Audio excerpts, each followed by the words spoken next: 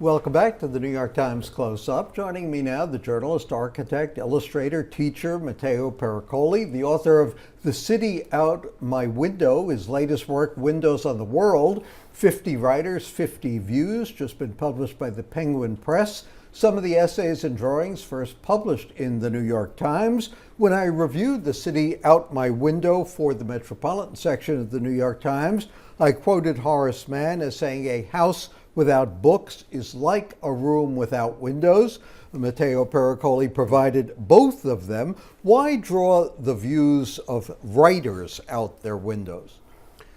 Well, when I worked on the New York book that you mentioned, my initial idea was that if I was going to be able to draw as many views as possible, I was going to probably catch some essence about the city. So I would have loved to, draw 5,000. I ended up doing many fewer. But after the drawings were done, I realized that there was something missing, not in the drawings themselves, but in what the drawings cannot show, in what the lines cannot show. Because lines are very similar to words, but still there was something missing. So I asked all of the people, please, can you provide a comment, just because the drawing says a lot, but maybe there's something else.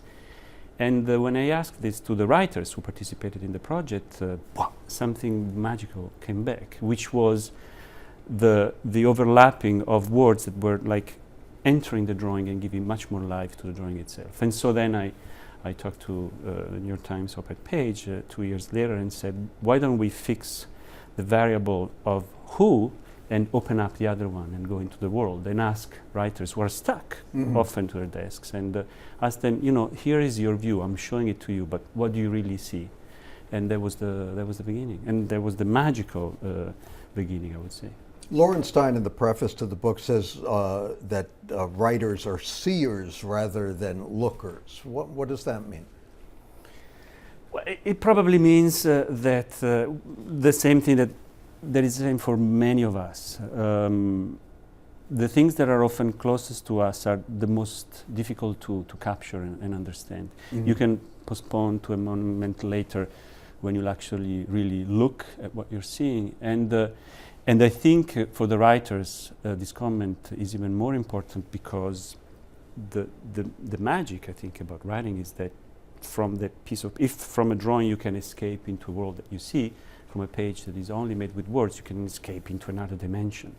And so being able to shift from that dimension onto something that it's always there, keeping you company, is a big effort. And that's why this project has turned out to be super revelatory, because you offer the simplest platform, and then the same kind of energies all of a sudden expressed with the simplest thing in front of you. And what happens, the other side of the project that has been amazing, is that when you ask the same thing to children, who are the most passive lookers of their windows, because none of them has chosen the apartment where they're living, of course, you actually understand about life and life in cities much more than you would do with people who are more aware of what they're looking at. The pen and ink drawings are meticulous, and as the preface says, each drawing seems to contain instructions that if you look really carefully, you might begin to put all of this mess in order. What are those instructions? How should you look at these?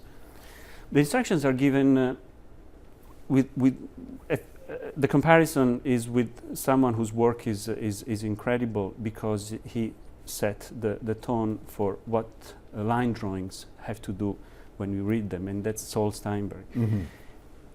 I have learned from Saul Steinberg's work that a line drawing is not very effusive in terms of artistic rendering, because the synthesis behind the line drawing is incredible.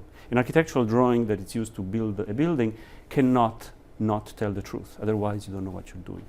Line drawings that represent other things have to have had, between the moment of conception and realization, a super dense amount of information synthesized. So when I show you a line drawing of this desk, of your cup, you will see what I've looked at, and most importantly, you will see what I've omitted from the drawing. And that is already by itself a great amount of information that is told to you reality looks the way you think, but if you synthesize it, the drawing is what it is. And that's very much like writing. Mhm. You know, this view is a mess. You ask a writer, please describe it to me, and all of a sudden this view makes sense. There Right. is no difference. If you learn to look, to tell a story, and to draw the right amount of lines to say the most, which is the same as words, you learn probably to look around your reality a little bit better. You were moving from the Upper West Side 10 years ago. You looked out your window and you said you wanted to take the view with you.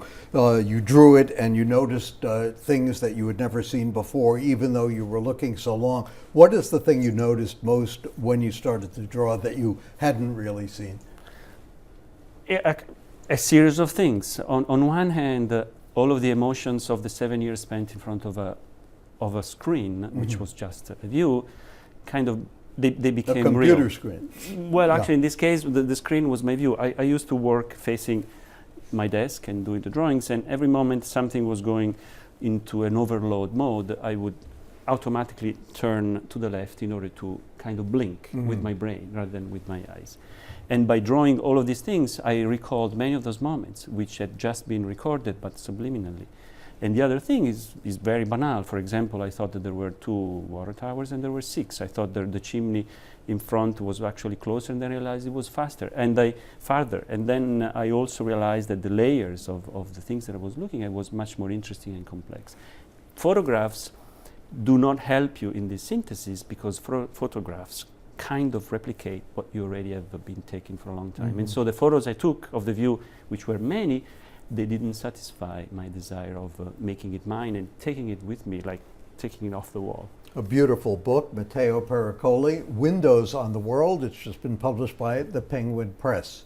Coming up next, meet Freddie Cox. He was imprisoned for murder in 1986, maintaining his innocence all that time, finally free to enjoy his family.